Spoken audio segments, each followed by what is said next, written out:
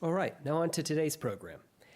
Ellen Schall Agnew earned a BA in Art History and Phi Beta Kappa honors from Randolph-Macon Women's College in 1980, and a master's in Art History from Binghamton University in 1983.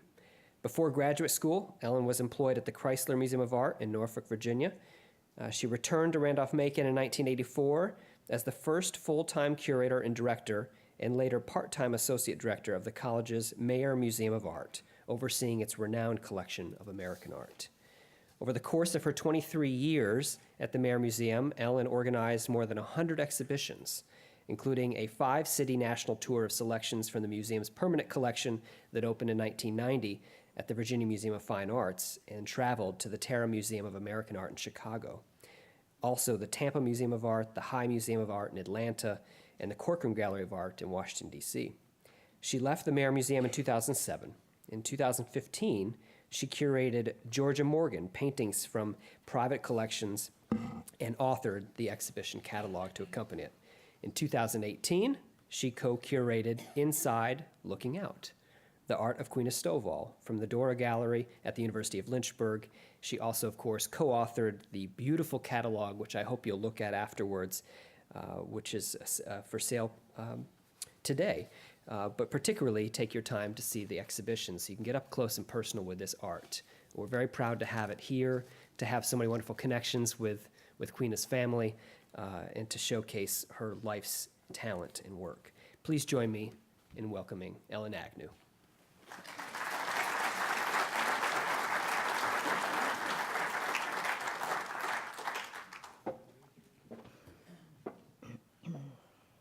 Thank you. I'm pleased to be here today to talk about Virginia artist Queena Stovall and her evolution as an artist. I thank the Virginia Museum of History and Culture for inviting me here today, for hosting the exhibition Inside Looking Out, the Art of Queena Stovall, and for the show's thoughtful and beautiful installation. And thank you, Jamie, for your kind introduction. As an artist, Queena Stovall has been described using terms such as primitive, naive, genre painter, folk artist, and simply artist. Labeling is commonplace in the art world, where art history is traditionally framed and taught within the context of sequential art movements. In American art of the 20th century, those movements or styles of art fell into broad categories, starting in the early decades of the 1900s, with urban realism in the works of George Bellows, and early modernism in paintings by Georgia O'Keeffe,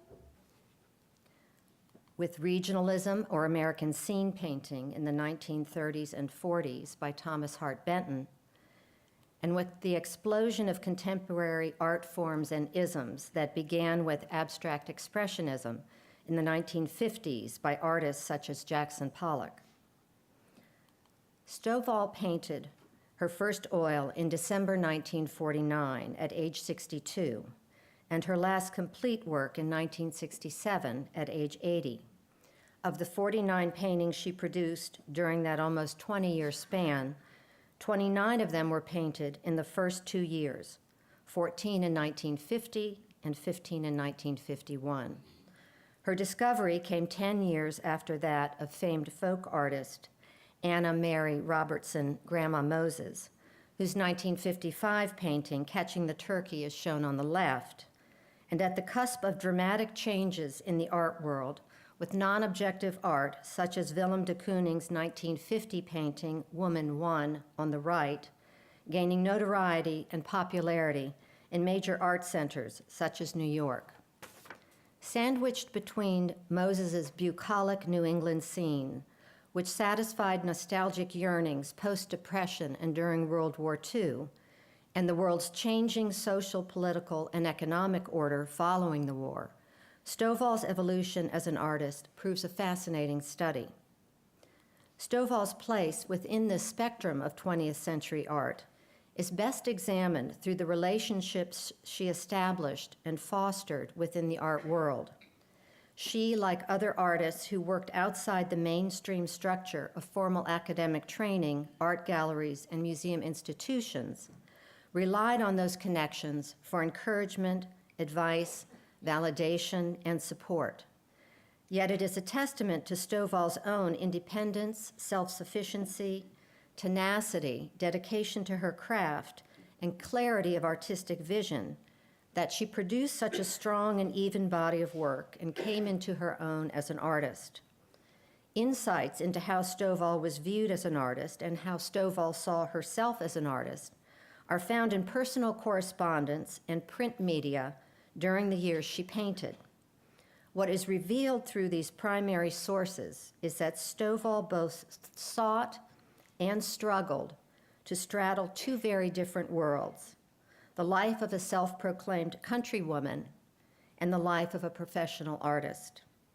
By day, she ran a farm to financially support herself and her family, hosting gatherings of family and friends at her home several times a week.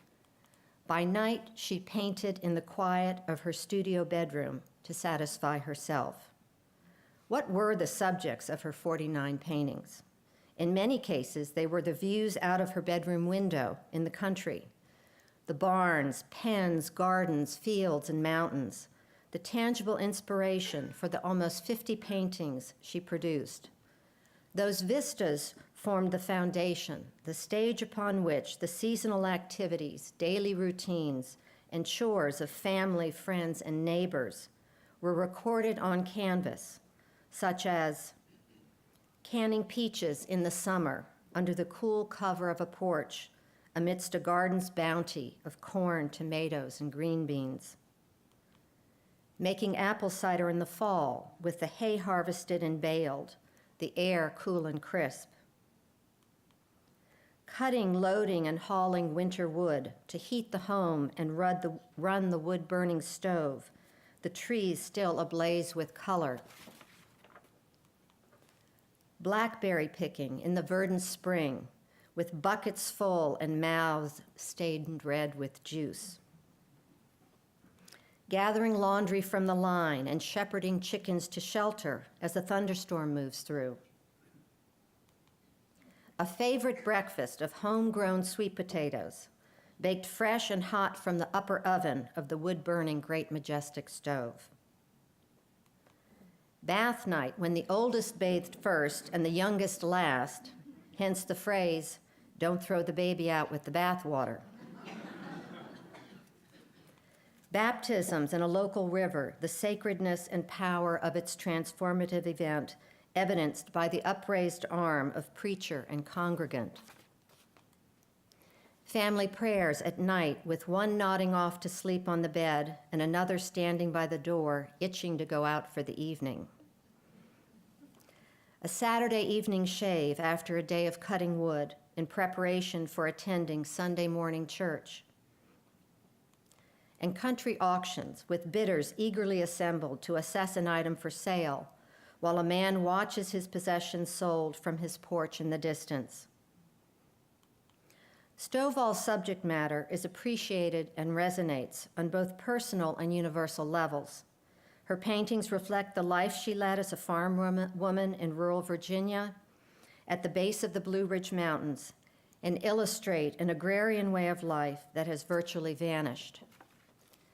And while Stovall's paintings may at first glance appear simple, nostalgic, and even quaint, they are in fact sophisticated and complex constructs. Trees, buildings, paths, fence lines, animals, and people organize and structure her dynamic compositions with strong horizontals, verticals, and diagonals that lead the eye and the viewer into the action of the painting. Stovall stated that she would see a picture in her mind's eye before she picked up a brush to paint. She said, "I have to paint somebody doing something, showing that they're working. I'm used to a busy life of doing things. That's what I love." This dichotomy of Stovall the countrywoman and Stovall the accomplished artist leads to the question, how did Stovall see herself as an artist, and how did those in the art world see her?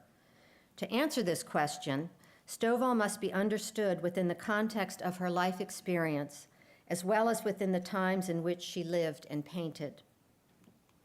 Emma Serena Dillard, shown far back left, was born in 1887 in the country outside of Lynchburg, Virginia, the seventh of 12 children of Ella Woodruff and James Dillard. In her youth, she garnered the name Queena when a young relative could not pronounce Serena. In 1896, Queena's father died, leaving Ella, shown back row, far right, to support and raise the family. The Dillard dozen, as they were called, formed a close-knit and strong family nucleus, which would remain central throughout Queena's life. In 1905, Queena left high school during her senior year to work as a clerk and secretary in Lynchburg. At that time, her artistic talent and creativity were already evident, as seen in the undated watercolor of roses she painted above, and the hook rug that she made later using the same theme of a bouquet of roses below. Perhaps the underpinning of Queena's creative impulses was established by her mother Ella's artistic creations, as seen in the still lives she painted of flowers in the watercolor on the left and on a picture on the right. In 1908, at the age of 21, Queena married Jonathan Breckenridge Brack Stovall, 12 years her senior and a traveling salesman. For 20 years, from 1923 to 1944, the family lived in Lynchburg, but rented a farmhouse in nearby Amherst County in the spring and summer. During this time, finances were tight as the couple raised their 8 children. Queena's independence and entrepreneurship developed as she helped support the family through farming, while Brack traveled for long stretches of time.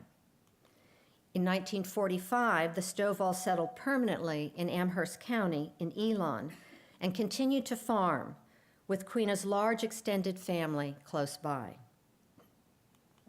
In the fall of 1949, at the age of 62, and with her children grown, Stovall took an art class at Randolph-Macon Women's College, taught by Pierre Dora. Born in Spain, Dora was academically trained at the School of Fine Arts in Barcelona.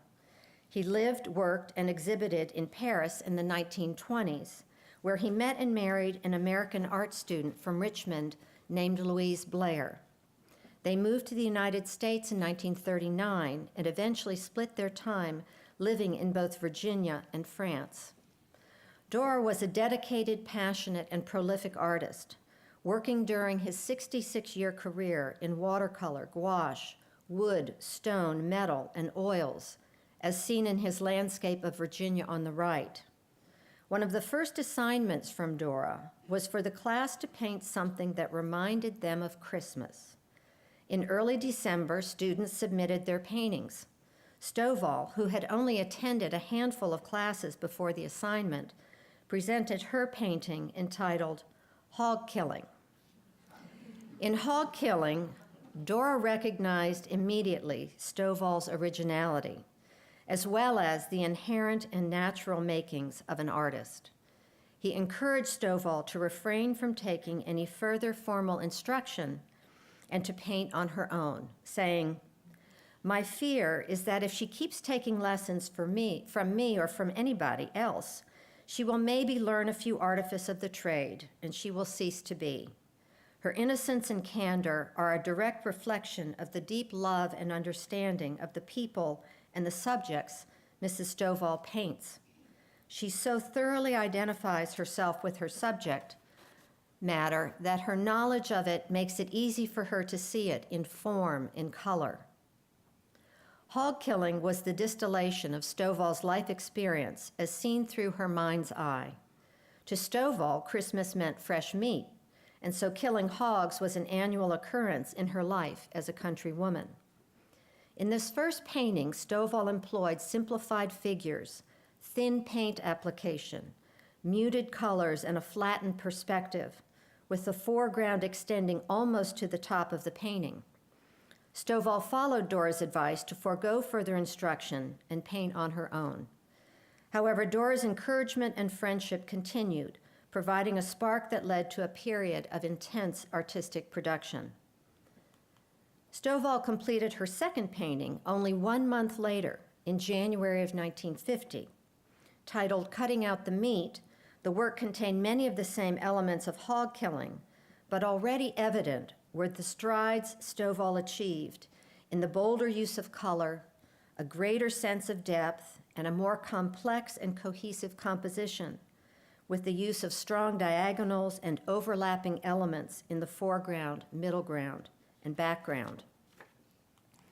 In October 1950, Stovall met artist, teacher, and lecturer Grant Reynard, her exact contemporary, when he was in Lynchburg on a fall lecture tour.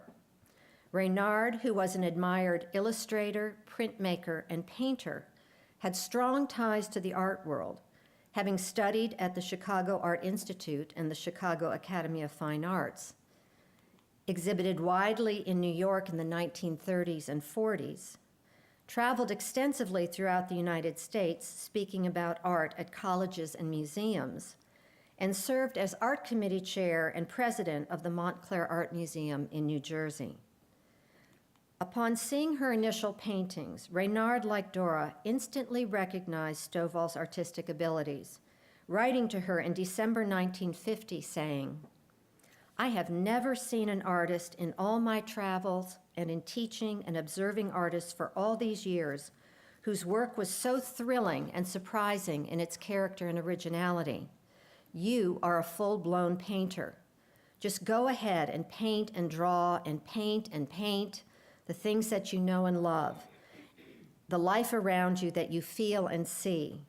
I want to see you produce many paintings while this great unspoiled urge is upon you to get life down on canvas. I don't know of any person painting anywhere today who is putting down the record of a place and time, such as you are there on the farm." Stovall replied in January 1951 saying, "Regardless of how hard I work and struggle over each picture to get the real feeling of what I'm striving for, I always finish with the realization of my own failure and inferiority as an artist, and wonder why I keep at it. The braided rug I have just finished painting looks as if it were hanging on the wall, rather than on the floor in front of the fireplace, and I don't know how to make it right. At such a time as this, your wonderful letter came, and I can't begin to tell you how much it meant to me. When you were here in the fall, you made me feel that I was not completely wasting my time in attempts to paint, simply because I love doing it. And as for doing anything else but paint and paint, I'm completely sunk. No interest in such commonplace things as food and housework. I'm saving an old ham for your next visit to Virginia, which I hope will be soon. Make your plans to bring Mrs. Reynard with you and stay with us." From this initial exchange, a close and lasting friendship grew. In Reynard, Stovall sought validation, reassurance, and advice on how to navigate and succeed in the art world. Reynard's influence provided a stabilizing force for Stovall and gave her something to hold on to during her long periods of artistic isolation. For his part, Reynard treated Stovall like a peer, even suggesting years later in 1964 that they exchange works of art.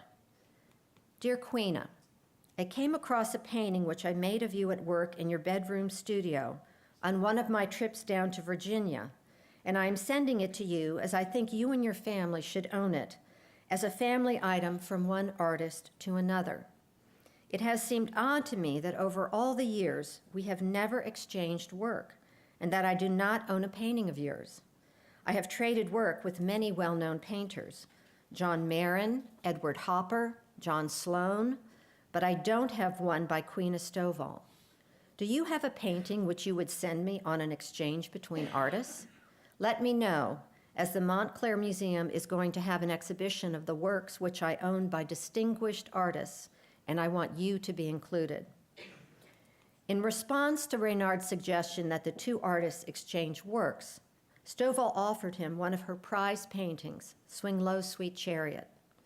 Though honored by Stovall's generosity, Reynard declined to accept the work, saying, "It is one of your best ones, and it really belongs in a museum." Instead, they agreed on Stovall's much smaller and more intimate canvas, Full Litter, portraying Brack feeding a litter of pigs, a view that Reynard recollected often seeing from his bedroom window when visiting the Stovalls.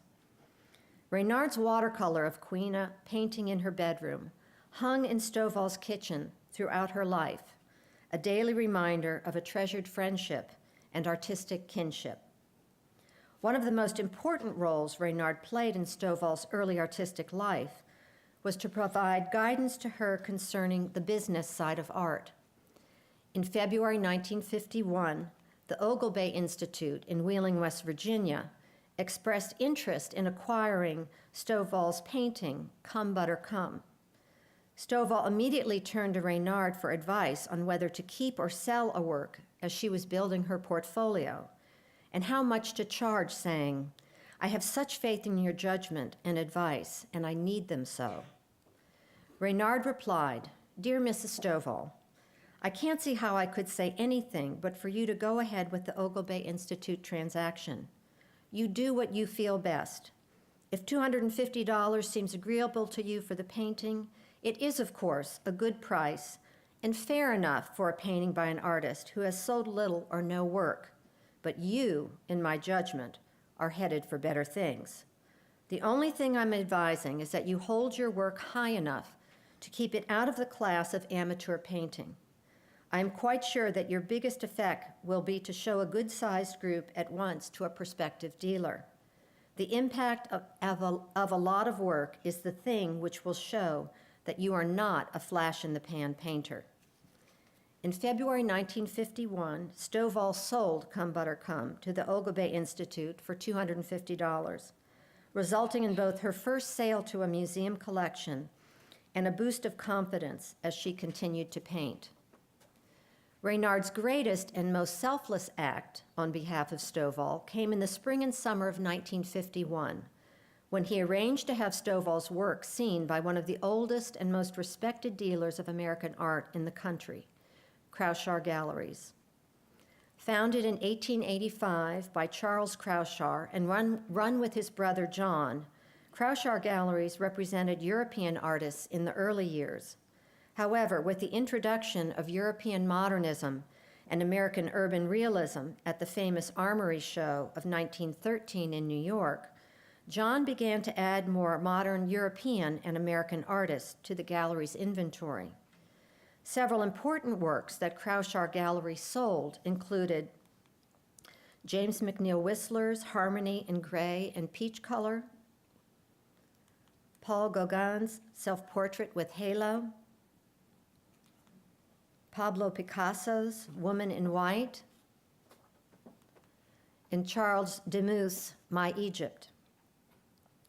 The Crouchars also established long-term relationships with American realist artists, many of whom they represented for decades, and in some cases throughout their careers, such as John Sloan, Maurice Prendergast, George Lukes, and Gifford Beale. With the death of Charles in 1917, John took over operations and was later joined by his daughter, Antoinette, pictured on the left at age 15 in a portrait painted by George Lukes, and on the right at age 23 in a portrait by Gifford Beale.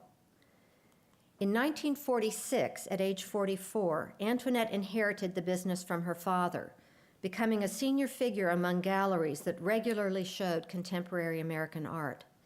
It was into this rarefied world that Queena Stovall was introduced in the spring of 1951. In May 1951, Reynard wrote Stovall saying, "Dear Queena Stovall, I made a special trip to town today to talk about you and your work to a dealer and ask advice. I believe the next step is for you to have a half dozen of your best paintings boxed up and sent to me so that I can take them into New York and show them to the proper parties. This is a grand feeling trying to present the work of someone else.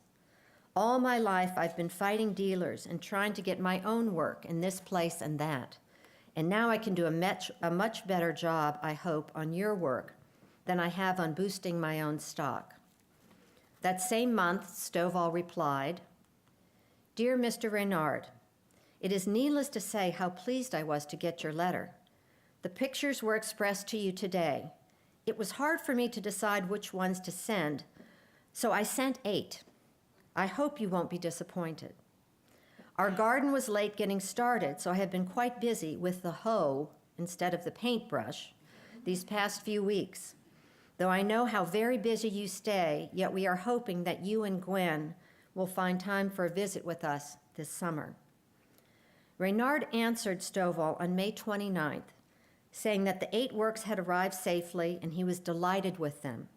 He encouraged her to keep painting, saying, "Keep them going and take your time and enjoy yourself in the work.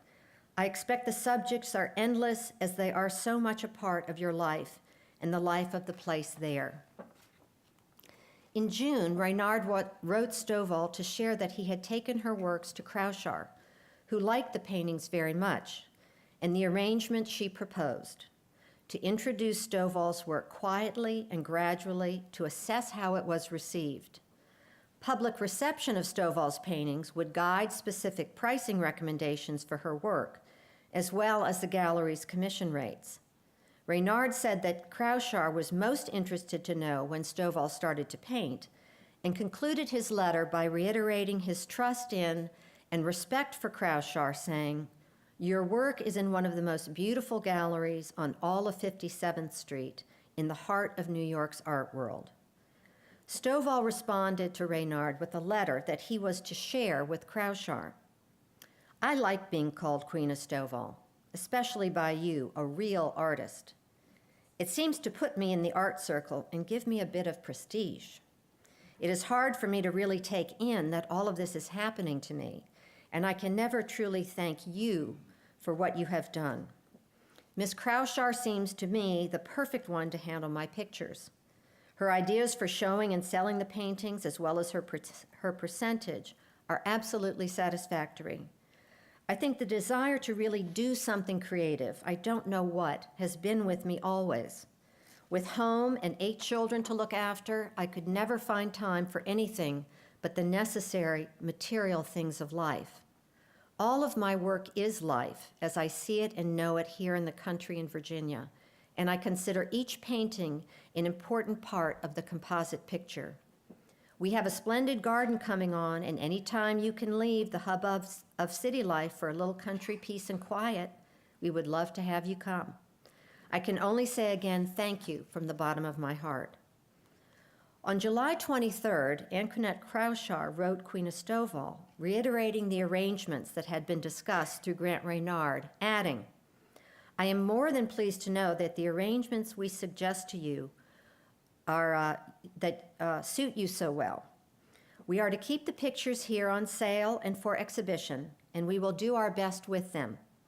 I feel that there has been unfortunate emphasis in the kind of publicity given to so-called primitive painters, and I feel that we can eventually do more with the pictures by giving them the same kind of showing that we do to our usual group of artists who have always made it their profession. I hardly need add that I like the pictures very much indeed. Otherwise, I would not have undertaken to handle them, and I look forward to showing them with great interest. I deeply appreciate your invitation, and if it should be possible for me to take a trip to Virginia, I will let you know. I deeply appreciate your invitation." In September 1951, Stovall replied to Crouchar's letter, apologizing that the chores of summertime farm life had kept her too busy to write, and expressed complete confidence in Crouchar's ability to handle the publicity and sale of her paintings. Again, Stovall urged Crouchar to visit her, and while Crouchar's fall trip to Virginia never materialized, Stovall's first inclusion in a New York exhibition did. In October, Crouchar wrote Stovall saying, "We have hung the painting of June Pasture in a group exhibition and have had some very favorable comments." That same month, Reynard wrote Stovall saying, "I must let you know that I was in the Crouchar galleries yesterday to see their fall showing of artists on their regular list, and on entering the main exhibition room, found to my delight that your baptism painting was hanging smack in the center of a wall and a top place in the show." A review of the New York exhibitions in the New York Herald Tribune highlighted the show under the bolded heading Crouchar Group and said, The new exhibition of paintings at the Kraushaar Galleries that has just opened with about 30 works presents this season's first survey of the gallery group. As these are deployed with some breadth of taste as to impressionist and abstract themes, there is room for choice between the sparkling patterned realistic landscape of Gifford Beale on the one hand and the austerely decorative abstraction in Kenneth Evatt's large trio on the other. Realism in Queena Stovall's charming, naive Baptism also figures with gaiety to give this group a varied, pleasant appeal. Over the course of the next 5 years, from 1951 to 1956, close to 24 letters were exchanged between Kraushaar and Stovall, and more than 20 works were shipped back and forth between Lynchburg and New York. Through Kraushaar Galleries, 4 paintings were sold, but interestingly, the identity of the buyers were never revealed to Stovall, probably due to Kraushaar's client privacy policies. I stated in my exhibition catalog essay that new research showed that 3 Stovall works were purchased from Kraushaar by Alfred Corning Clark II, a member of the Singer sewing machine dynasty and son of Stephen Carleton Clark, one of America's greatest art collectors and philanthropists. Those paintings were The Baptism, sold in late 1952, and Saturday Night Bath and Blackberry Picking, both sold in November 1954. However, I recently learned that one or more of these 3 works were likely gifts of Stephen Carleton Clark himself, pictured on the left, to Jean Sinclair, now Taylor, while she was married to Alfred from 1953 to 1960, both pictured on the right. The revelation that Stephen Clark purchased Stovall's work is significant when one considers Clark's discerning eye and the leading artists whose masterpieces he collected and eventually donated to both major museums and academic institutions whose art holdings he respected. A small sampling of the paintings he purchased and donated includes George Seurat's Circus Sideshow and Paul Cézanne's The Card Players to the Metropolitan Museum of Art, Edward Hopper's New York Movie to the Museum of Modern Art, Vincent van Gogh's The Night Cafe to Yale University Art Gallery, and more locally, to Randolph-Macon Women's College in Lynchburg, Virginia, Rufino Tamayo's Troubadour. The purchaser of the 4th and final Stovall painting that Kraushaar sold, June Pasture, was discovered only by chance when I was documenting Stovall's paintings for the exhibition. All that had been known was that June Pasture was sold from Kraushaar Galleries in December 1952. Decades later, it was sold at auction in Virginia, ending up back in the Stovall family in Richmond, where I examined and photographed it in March 2017. At some point, the painting had been reframed. Glued to the new black backing paper was a section of the painting's original brown backing paper that included the Kraushaar Gallery's label. Below the label was a green handwritten notation saying, "Property of Helen Farr Sloan." Helen Farr Sloan was the second wife of the aforementioned American painter John Sloan, one of the leading urban realist artists of the early 20th century. Helen had been a student of John's at the prestigious Art Students League of New York and married him in 1945 after the death of his first wife. Helen, portrayed at her easel by John in 1947 on the left, was a respected artist in her own right, specializing in genre scenes of New York City, such as the painting on the right. After John's death in 1951, Helen helped organize his well-received posthumous retrospective at the Whitney Museum of American Art, became an important philanthropist, and in 1952 purchased Stovall's painting from Kraushaar. The fact that 2 such important and discriminating art world figures as Stephen Carleton Clark and Helen Farr Sloan collected Stovall's work validated Stovall's growing stature as an accomplished professional artist. Kraushaar's role in Stovall gaining a foothold in the New York art world and art market cannot be overstated. The exposure Stovall's paintings had hanging in the company of works by renowned artists, while being sold through an established and well-respected gallery in one of the most important art centers in the world, allowed Kraushaar to set prices for Stovall's work that would never have been imagined in Virginia. Stovall wrote Kraushaar, "I am so proud and honored in having you handle my pictures, and I hope that they will provide a profitable venture for us both." As interest in and sales of her work increased at home, Stovall began asserting herself in asking that specific paintings be returned to her, as well as about pricing and how payment should be addressed in relation to her arrangement with Kraushaar. In addition, as Stovall gained self-confidence, she expressed hope that Kraushaar would mount a solo exhibition of her work in New York. When that did not occur, Stovall wrote Reynard in June 1953 saying, "I felt disappointed she wasn't planning a one-man showing for me, but of course she knows best. I just like to have something to keep me pepped up." Reynard replied to Stovall sympathetically, suggesting that to be in vogue, many of the New York art galleries were starting to show more works by the young moderns. Later that same year, on December 25th, Stovall's husband Brack died.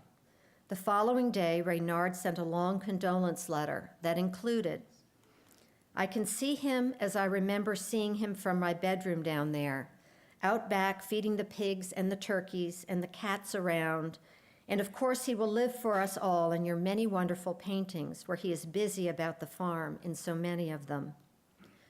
With Brack's death, the correspondence between Stovall and Kraushaar became less frequent. Stovall wrote in October 1954, "The past year has brought many changes for me. Brack, my husband, passed away last Christmas Day. My youngest son was married in August and two of my daughters in October. So I've had neither the heart nor the time to do much painting." By May 1955, Kraushaar was involved with moving her gallery to a new uptown location. In February 1956, Stovall sent a letter to Kraushaar stating that there would be an exhibition of her paintings at the Lynchburg Art Center that spring, and asked that all her works be returned from New York. The return of Stovall's paintings signaled a shift in direction for the artist, whether intended or not. Two additional exchanges occurred between Stovall and Kraushaar. May 7, 1956. Dear Miss Kraushaar, enclosed are the newspaper clippings about my showing, and I'm happy to tell you that everything worked beautifully. There has never been a showing in Lynchburg that has created as much interest and enthusiasm. I sold 9 pictures, and I'm sure being represented in your gallery had much to do with it. Was so sorry you couldn't get down for the occasion, but please know that if you ever feel in the need of a little relaxation in the country, I will be delighted to have you. Hope to do some painting as soon as gardening season lets up. With best wishes, sincerely, Queena Stovall." May 21, 1956. Dear Mrs. Stovall, thank you so much for sending the press clippings, which were very interesting. I am delighted to know the show was such a success and regret that I could not come down to see it. With best regards, sincerely, Antoinette Kraushaar. Stovall's May 7th letter was significant for several reasons. First, it rightly acknowledged the critical importance of Kraushaar's role in Stovall being accepted and regarded as a serious artist. Second, Stovall's language exuded a growing confidence in her own abilities as both a painter and as someone who had learned to manage and make decisions about the business side of her professional career. Finally, Stovall made no mention of sending any more paintings to New York, and Kraushaar did not comment in her May 21st letter about looking forward to seeing any new work. These two letters proved to be the final exchange between Stovall and Kraushaar and the end to their association. The lack of additional correspondence leaves unanswered questions about how or why the focus shifted for each. And while Stovall and Kraushaar never met and thus never experienced each other's worlds, the high regard and deep respect they held for one another is evident. In May 1980, just a month before Stovall died, and 8 years after this portrait of Antoinette Kraushaar was painted, Kraushaar was interviewed for an article on Stovall and said, "I was not deeply interested in naive art. It was unusual for me to step into it, but those early paintings that I saw were beautiful. The way she used color and caught the mood, the time of day, the seasons, and the land was extraordinary. I liked her things much better than I did those of Grandma Moses, whose work was charming but a little untouched by emotion. Queena Stovall's work was more painterly. I imagine one would say that I'm very romantic, and I responded to it."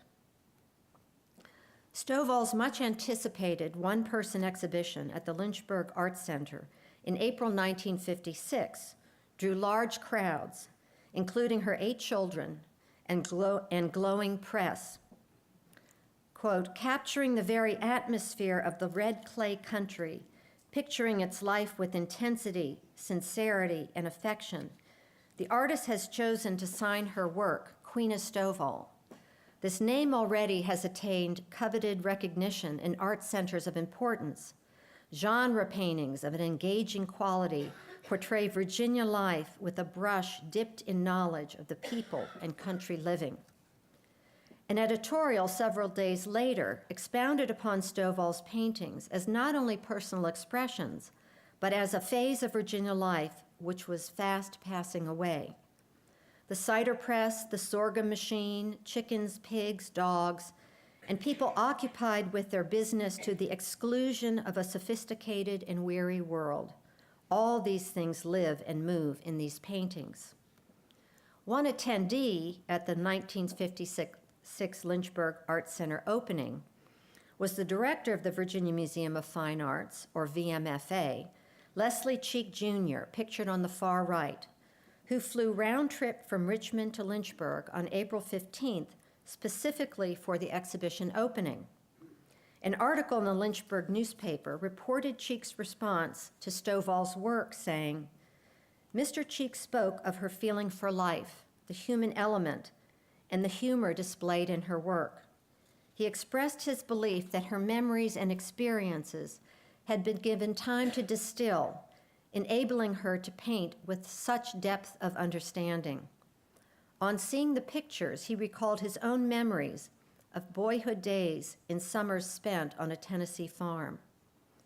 On the back of his flight itinerary card, Cheek scribbled the following: "Most interesting primitive. Hope she makes our show next year. Address, Queena Stovall, Mrs. J.B., Elon Road, Madison Heights, Virginia, nearby Lynchburg." The show to which Cheek referred was the VMFA's Virginia Artists 1957, a biennial juried exhibition for Virginia artists, and his words would prove to be prophetic. The 16th biennial exhibition of Virginia artists was held at the VMFA in March and April of 1957. More than 400 Virginia painters, sculptors, and craftsmen from across the Commonwealth submitted over 1,000 works of art to be reviewed for selection by a 3-member jury. Each artist hoped to be one of approximately 100 accepted into the exhibition, then one of 20 selected to receive a certificate of distinction, and finally one of a handful chosen to have their work purchased for the museum. Jurors for the 1957 biennial were sculptor and Columbia University professor Orzanzo Meldarelli on the left, top left, painter and Harvard University lecturer Ben Shawn, bottom left, and Andrew C. Ritchie, director of painting and sculpture at the Museum of Modern Art in New York, on the right. Stovall's submission, Swing Low, Sweet Chariot, was accepted into the exhibition. Although the work was not chosen for a certificate of distinction or for purchase by the VMFA, it was selected by Ritchie, who was chairman of the jury of selection, to be included among 25 paintings from the exhibition to travel throughout Virginia. Stovall carried over to the VMFA Biennial the pricing for her paintings that was established in New York by Schall Galleries. It is worth noting that the $500 price listed for Swing Low, Sweet Chariot exceeded the pricing of all of the over 100 artworks listed in the 1957 Biennial exhibition catalog.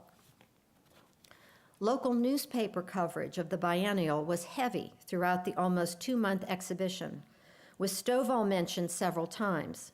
One newspaper commented that her paintings had attracted nationwide attention and that she had been acclaimed by critics in New York. However, another article that included a photograph of Stovall standing next to Swing Low, Sweet Chariot began with, "Mixing hog killing with painting was the beginning of the career of Virginia's answer to Grandma Moses."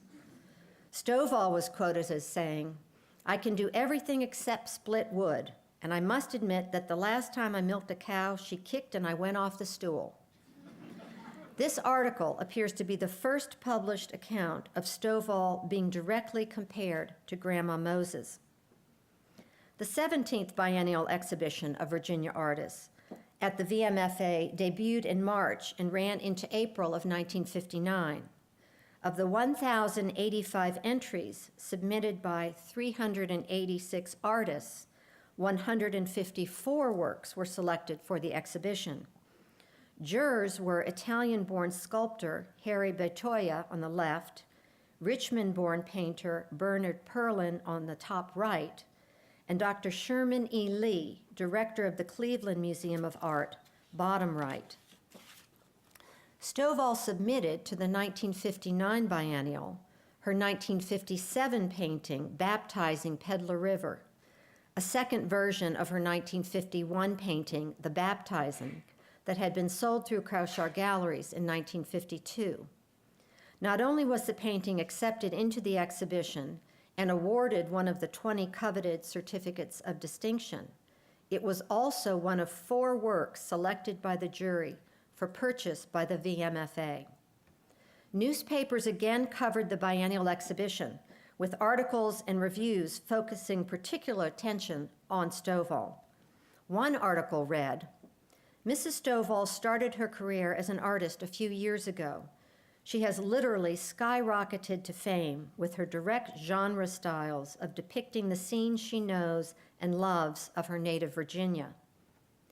However, 2 other reviews mentioned that the jury of selection seemed to have reached a golden mean with a balanced show of avant-garde art at one end of the scale and of some very traditional works at the other end, referencing the folklore of and the primitive charm of Queena Stovall's Baptizing, Peddler River. In early April, an article appeared in the Richmond newspapers under the headline, "Second Grandma Moses Richer." It contained a description of Stovall and a contingent of 32 family members and friends arriving at the VMFA by bus from Lynchburg, saying, "The plump, shiny-eyed farm woman hopped off the chartered bus last night. Mrs. Queena Dillard Stovall, 71, sometimes called Virginia's Grandma Moses, had come to town to pick up her art award." "I have a very busy life," Mrs. Stovall said enthusiastically, "with all the relatives and feeding cows, chickens, and pigs, and of course painting. I always paint about the things I know, scenes that I see out in the country, like funerals, hog killings, and baptisms." The article concluded with details of the award ceremony, saying, "Later in the evening, Mrs. Stovall stood on the Museum Theater stage as an official handed her a check for her painting and said, 'People may call her the Grandma Moses of Virginia, but we of the museum think the other painter should be called the Grandma Stovall of New York.'" Also attending the VMFA award ceremony was chairman of the jury of selection, Dr. Sherman E. Lee, who gave a slide lecture about the biennial exhibition, paying special tribute to Stovall. One article commented on Lee's presentation, reporting that The paintings were projected on an enormous screen, and the first to be shown was a slide of Mrs. Stovall's, which Lee compared with The Peaceable Kingdom by Edward Hicks, one of America's best-known primitive painters, and that Lee comparing Peaceable Kingdom to Baptism was not to show their similarities as primitive paintings, but to prove contrastingly that Baptism was a very knowingly painted and sophisticated picture. Lee further lauded Mrs. Stovall's work, saying that it possessed rare qualities and was more outstanding than the work of Grandma Moses. The final VMFA biennial to which Stovall submitted work was held in February and March of 1963. Submissions that year proved the largest in the museum's history, with 591 artists submitting 1,549 entries for consideration, and the exhibition expanding to include 175 works of art. Jurors were abstract metal sculptor Abe Satoru, top left, realist portraitist and genre painter John Koch on the right, and Thomas M. Messer, director of the Solomon R. Guggenheim Museum in New York, on the bottom. Stovall entered End of the Line, the largest and most ambitious work she had ever undertaken, and once again she was chosen as one of the 20 artists awarded a certificate of distinction, which she received from the executive vice president of the VMFA, Robert Marsh. Messer, chairman of the jury of selection, quote, observed that as a whole, the entries showed Virginia's art reflecting the national trend towards abstract expression, end quote. Art critics who reviewed the exhibition commented on the, quote, preponderance of large, pretentious abstractions, end quote, saying, if modern art seems confusing to many people, there is good reason for it. It is confusing. Never before have so many people painted and sculpted in so many different ways at the same time. However, critics also positively commented on Stovall's painting, saying, among the more memorable works is the acutely nostalgic and minutely detailed narrative of a country auction of Queena Stovall's End of the Line, which is delightful in its combination of descriptive realism and charming primitivism. Across the arc of 7 years, from Stovall's 1956 exhibition at the Lynchburg Art Center to her 1963 inclusion in the VMFA Biennial, the lens through which Stovall's art was seen and the language of art itself had changed. As contemporary art introduced coarser and less recognizable imagery, Stovall's direct and gentle narratives may have appeared increasingly nostalgic, primitive, and even folksy to some.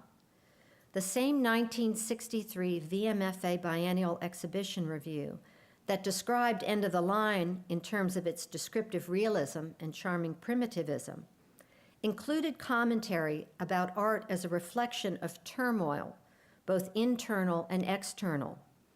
The review, illustrated by juxtaposing a reproduction on the top of End of the Line with an abstract painting below entitled Figure in a Landscape, stated, symbols of anxiety, violence, and frustration seem to be particularly popular with today's artists.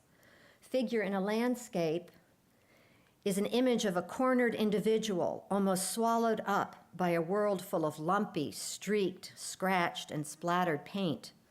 One of the 20 objects recommended by the jury for certificates of distinction, it is one of the most powerful pictures in the exhibition. By 1965, when Stovall had a one-person exhibition of 31 paintings at Randolph-Macon Women's College, she was referred to as a primitive painter.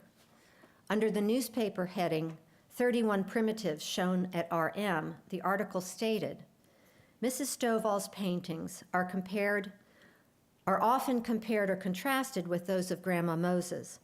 Both are known as primitive painters, but Mrs. Stovall's material deals chiefly with Virginia country scenes and old-time country life, a way of life which is rapidly disappearing in our urban civilization.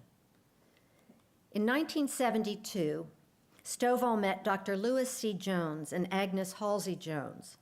Lewis Jones was Executive Director Emeritus at the New York State Historical Association in Cooperstown, and together with his wife Agnes, traveled for a year throughout North America to research, photograph, and record folk art through a National Endowment for the Humanities grant. In 1972, Stovall was 85 years old, had finished her last complete painting 5 years earlier, and had suffered several health setbacks. In addition, she was almost 10 years removed from the artistic award she had earned and the public accolades she had garnered through the VMFA biennials. And so her discovery or rediscovery by the Joneses became a renaissance of sort for Stovall, and one that brought renewed enthusiasm for and new perspectives on her art. Both Joneses were scholars and teachers of American folklore, with Lewis Jones having received his PhD in English literature and American folklore at Columbia University. Both had also worked on numerous books and exhibitions related to folklore, folk art, and folk culture. From their initial meeting with Stovall, Lewis Jones conceptualized and then spent over a year organizing a 3-venue exhibition and a catalog of 41 of Stovall's paintings, with funding from the National Endowment for the Arts. As a result, from the fall of 1974 to the fall of 1975, the exhibition Queena Stovall, Artist of the Blue Ridge, Piedmont, was displayed at the Dora Gallery at Lynchburg College, the Abby Aldrich Rockefeller Folk Art Collection, now museum, in Colonial Williamsburg, and the New York State Historical Association Fenmore House, now Fenmore Museum of Art in Cooperstown. The Joneses' belief in the importance of Stovall's work was evidenced by the fact that she was the only individual artist they ever researched and presented in the form of a solo exhibition throughout their 40-year career. And in a testament to Stovall's appreciation of their efforts and to her tenacity of spirit, she attended the exhibition at each location, even participating in panel discussions at the Fenmore House in Cooperstown at the age of 88. It is important to note that while the focus of the exhibition and catalog was Stovall's paintings, the Joneses' backgrounds were not as art historians or art critics, so their appreciation and promotion of Stovall's art to a wider audience was nuanced. Jones himself said as much in a slide lecture he presented at Lynchburg College in the fall of 1974 in conjunction with the exhibition. We remind you that we are not art critics and shall make no attempt to verbalize our aesthetic reactions. We are social historians and students of folk life and wish to look at her work with you in those terms. Jones opened his talk by saying, "Queena Stovall was the most important single experience of our year of searching for naive folk arts and artists in America," and continued saying, "She recorded a place, a time, a way of life, which lasted half a century, but which is now gone." Both Joneses valued Stovall not only as the matriarch of a large, lively, and celebrated family, but as an accurate observer and painstaking pictorial historian of farm life in the Virginia Piedmont. In the exhibition catalog introduction, the Joneses admiringly described Stovall's art as well as the artist, saying, "A painting becomes a brilliant essay on folk ways and customs, seen from the viewpoint of the participant." They went on to note that Stovall's description of herself, "I am a country woman," was a key to these very human documents, beautiful and warm, and that she always painted what was around her, what she could see, not what she remembered out of her past. She was one of a very active body of contemporary naives in this country and abroad, all of whom worked outside the artistic movements of their times and more or less isolated from other artists. With the exhibition and catalog, Stovall's direct association with the folk art tradition was established, cemented, and henceforth persisted throughout the rest of her life. Articles would describe Stovall as a contemporary folk artist, American folk artist, and simply folk artist. It is a label and a role that Stovall seemed to grow comfortable with as she aged and neared the end of her life. In September 1979, at age 90, Stovall was interviewed and filmed for a PBS special entitled Three American Folk Painters, which aired in 1983. In the segment on Stovall, subtitled Queena Stovall, Life's Narrow Space, the artist said, "I've had a wonderful life. No money, but enough to live on. Now I've painted most everything, and I think I've had my share of sorrows, but through it all, it's been a peace and a happiness that I think few people have had." Stovall's relationship with Louis and Agnes Jones, while beginning as a professional one, evolved into a deep and lasting friendship, just as it had with Pierre Dora, Grant Reynard, and even to some degree Antoinette Crouchar. In each case, it was Stovall, and her life as represented in her paintings, that drew people to her and held them in her universe. From her initial sense of wonder and awe at being thought of as a true artist, to her confidently exhibiting her creations in urban art galleries and museums, even including a self-portrait in the center of End of the Line. Stovall ended her career enjoying the attention due an artist, folk or otherwise, who had lived a full life and expressed herself fully. A description by the Joneses of the beginning of their friendship with Stovall in 1972 is perhaps an apt way to bring full circle the evolution of Stovall as an artist, since throughout Stovall's life, everything of importance always began and ended at home. The first time we saw Queena Stovall, she stepped off the front porch of her farmhouse in Elon, Virginia, to greet us. She seemed tiny, but straight and firm. She laughed her greeting. We'd come to see her paintings, to talk to her about them. With a characteristic mixture of diffidence, humor, and marrow-deep confidence, she talked. She brought out some of her canvases. She told us stories about them. She laughed at herself. Two of her daughters were there. There was homemade wine and cake. We walked outside to the barns and outbuildings with the long lines of the Blue Ridge rising behind them. When we drove off in the direction of Lynchburg, we were leaving an old friend. Thank you.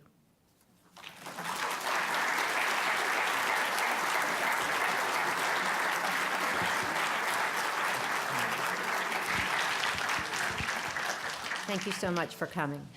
So we have time for a couple of questions. If anybody has any questions and you raise your hand, we can bring a mic to you. Hi, yes. I have a question over in the corner by the door. I know your lights are really dark or bright. We have a question from one of our Facebook watchers from our Facebook live stream. And they are wondering, in the midst of all of these great descriptions we've heard of how other people describe Queena and her work, how did Queena herself describe her own work? Well, I think beyond what I quoted in letters from her, I didn't find much else in terms of documents that may have and give light to that. So I think in this I tried to let the correspondence during the time that she painted be the source, and not try to read into anything and come to conclusions about it. So I guess I don't have any further information than I hope what sort of came through in the talk. But her family might. There are lots of them. Where does Mr. Stovall fit in the picture? Do you mean of her creation, of her paintings? Yeah, his dealing with her. Mm-hmm. How does Mr. Stovall fit into her paintings, you're asking? Well, he certainly was a great presence, and he shows up in about 9 of her paintings. And they obviously had a wonderful partnership in their life. One sort of side story that I actually had in the talk and then took out because of time was when she was painting, and this initial inquiry came from the Oglebay Institute to buy her work. She told him that they were offering $250 for the painting. And he said, "Hell's bells, that hardly covers paint and canvas." Because he thought $250 meant $2.50, which was logical considering his monthly Social Security check was $13. So when he understood that the actual price was $250, I think it was basically, you go right ahead and paint. So I do think he was supportive of her in her painting. So Ellen will be available in the lobby to sign copies of the beautiful catalog that she helped to write. And let's give Ellen one more round of applause.